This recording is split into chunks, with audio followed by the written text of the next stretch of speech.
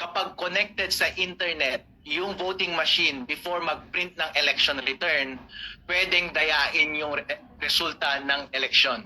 Paano? Kasi ganito gumagana ang ating voting machines, parang basketball.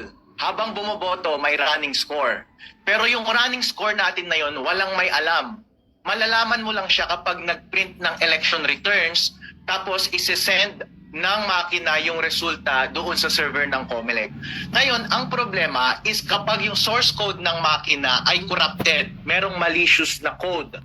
Kapag connected sa internet yung makina at yung malicious code na yon ay connected sa isang hacker, pwedeng i-access ng hacker yung makina mismo at baguhin yung running score and therefore babaguhin niya yung resulta ng eleksyon. Ako, competent ako magsalita ng ganitong bagay dahil isa akong certified public accountant, maliban sa isang abogado. Nagtrabaho dati ako bilang IT auditor sa Deloitte Philippines, ang #1 na auditor sa buong mundo, Deloitte. Isa akong IT auditor doon. So naiintindihan ko lahat ng information systems at lahat ng mga computer systems na katulad nito. Essentially, kapag meron kang gadget, katulad ng isang voting machine or katulad ng cellphone mo or laptop, try mo siya dalhin sa Green Hills, kahit may password yan. Di ba pwede nilang baguhin yung laman ng laptop mo? Pwede nilang baguhin yung operating system?